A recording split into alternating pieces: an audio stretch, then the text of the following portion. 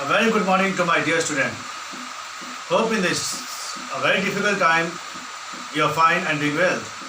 So in our last class, we have discussed about the landforms, different landforms. So in our today's class, we will be studying about the continents, the oceans as well as different water bodies. So there are 7 continents as well as there are 5 oceans in the world. So the name of the continent I have mentioned on the blackboard.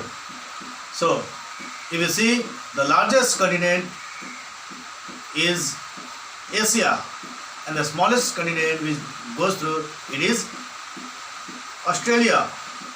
So if you see on the blackboard, the first name of the continent is Asia, then Africa, North America, then South America. Okay, you can see Asia, Africa, North America, South America, okay, Antarctica, okay, Europe, and at the last it is Australia. These are the 7 continents. Okay, say with me: Asia, Africa, North America, South America, Antarctica, Europe, and Australia. Okay, these are the 7 continents in the world. Okay, one more time. Say along with me. First one, Asia. Second one, Africa. Third one, North America. Fourth, South America. Fifth, Antarctica. Sixth, Europe, and 7th one is here, Australia. These are the 7 continents. Okay, and these together they make the land masses, the biggest land masses in the world. Okay, this together the continent make the large land masses. So now the oceans: Pacific, Atlantic, Indian, Antarctic, and Southern. Okay, Pacific Ocean, Atlantic Ocean, Indian Ocean, Antarctic, South America, Southern Ocean, and Arctic Ocean. These are the oceans. Okay, the Southern Ocean is also included here. Okay, next is the water bodies. Okay, the water bodies. Here, water bodies will go through the seas, rivers, lakes, waterfalls, strait, island, and isthmus. So these are the water bodies which we will be going through. Okay. Okay. Pacific Ocean, it is the largest ocean. Okay. It is the largest ocean in the world. Okay. So as I told, okay, there are 5 oceans in the world. But if you see, I have written the name of 6 of the oceans. Okay, I have written the name of 6 of the ocean. So here, Pacific Ocean, Atlantic Ocean, Indian Ocean, Antarctic Ocean, Southern Ocean, and at last Arctic Ocean. So here, Antarctic Ocean and Southern Ocean both are same. Both are same. Okay, you can write Antarctic Ocean in place of Southern Ocean or Southern Ocean in place of Antarctic Ocean. Both are same. Okay, you can refer your book for this. And this makes the largest water bodies in the world, the 5 oceans. Okay, the 5 oceans. It makes the largest water bodies. And Indian Ocean is the only ocean which is named after a country, that is India. And if I say about Australia, Australia is the only, okay, continent which is also a country. Australia is also a country as well as Australia is also a continent. Okay. Next come to water bodies. First, seas. Okay. Seas are the largest water bodies, but it is smaller than the oceans. It is smaller than the oceans. Seas makes the sea water is salty. It is saline in taste. Okay, bitter in taste.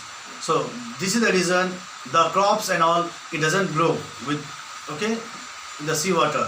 The farmer doesn't cultivate near the sea. The farmer, they don't cultivate near the sea because the sea water is not suitable for farming. Okay, sea water is not suitable for farming. Okay, so next we will come through the rivers. Okay, we'll come through the rivers. Rivers are the large streams. Rivers are the large stream which flows through the course. Which flows through the course from upper, okay, middle to lower. There are three courses of the river.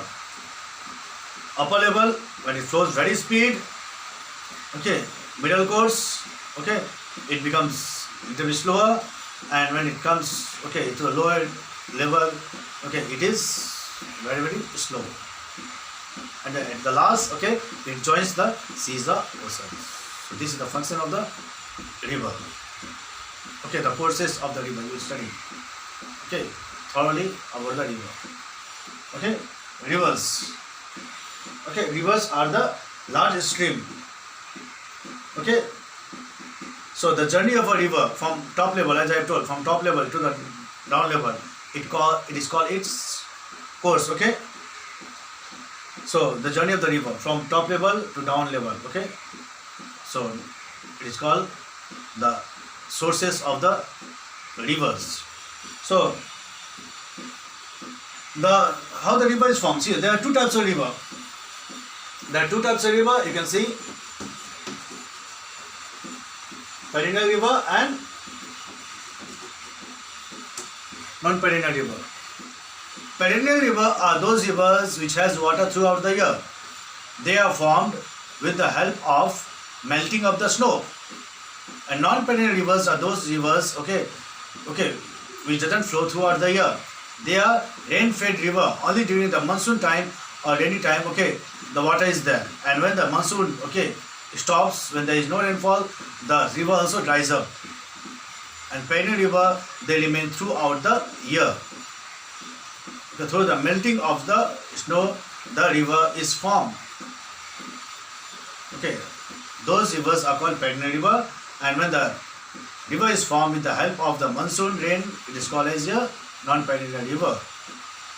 Okay, non-perennial river are also called as rain-fed river, and perennial river are also called as snow-fed rivers. Okay, so, and rivers are very important for the life of the people. Rivers, they provide water for the agriculture, the farmers. They provide the food for the people. What kind of food? Like fish. Okay, marine life, fishes and all. Okay, it comes from the river water. Okay, understood? So rivers, it is very, very important.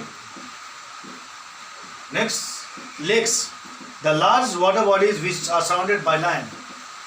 Lakes, it is the large water body which is surrounded by land on all the side. Okay, it is called the lakes. Okay, lakes are of two types: freshwater lakes and saltwater lakes. Okay, you can see in a book. You can refer your book. Okay, a freshwater lake contains water that is not salty.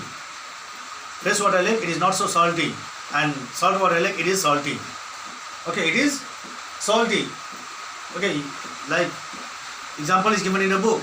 Lake Superior is freshwater lake, and Sambar Lake, it is in Rajasthan.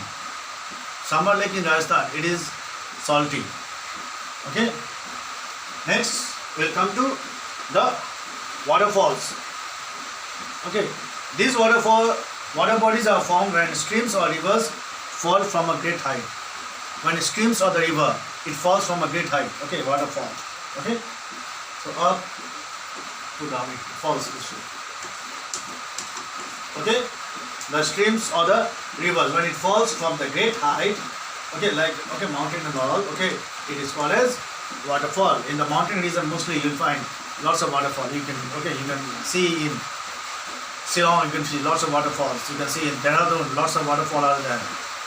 Okay, Darjeeling side, Sikkim side, wherever the mountain ranges are there you can find lots of waterfall. It is a very beautiful sight. Okay, you can visit the waterfall during the summertime. Okay, next is your other landforms. Other landforms, okay, you can see the strait.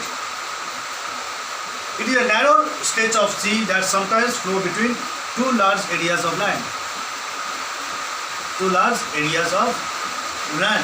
Therefore, we can say that strait is a stretch of water joining two large areas of sea. You can see the picture. I can show you.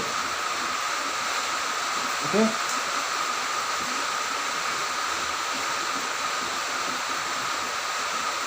See, narrow stretch of sea. This is the picture. Okay. Two large areas of land are there. See here. You can see the picture. Two large areas of land is there and the sea is flowing between these. It is called as a strait. Okay, island. Now these are the very beautiful side, island. When the water is surrounded from all the sides, from the four sides the water is surrounded. But the piece of land is surrounded by water on the four sides. It is called as island. Means just opposite of the lake. Lake means the water is there in the middle and on the other side the land is there. But in the island, land is there in the middle and on the side water is there. Okay, it is very beautiful side. Okay, very beautiful. So our country, Andaman Nicobar, Lakshadweep Island, you can see. You can visit there. Okay, these are places. Very beautiful marine life you can see in this island. Next is the isthmus, a narrow strip of land which connects two larger areas of land. A narrow strip of land which connects two larger areas of land. Two larger areas of land is called as a isthmus. For example, the isthmus of Mansia connects the island of Faroes to the main islands of Alexandria. Okay, you can see the picture. I will show you. Okay, this one. See, two large areas of land. One is here and the other is here. Two large areas of land it is connecting. Okay, and this is called as a isthmus. Okay, it is called as a isthmus. So these are the water bodies. Okay, seas. Okay, in the seas 1 point. Okay, 1 point is there. One more point is there. Bay is also there. So when a white curve in the land is filled by a part of sea, when the white curve, okay, like India, you can see, like see there, like India, this part, this way. Okay, this is Bay of Bengal. Now in a map, this way it goes, and this part is covered by Bay of Bengal. So this is a curve. It is making a curve. So when a white curve in the land is filled by a part of sea, it is filled by a part of sea, water. It is called as bay.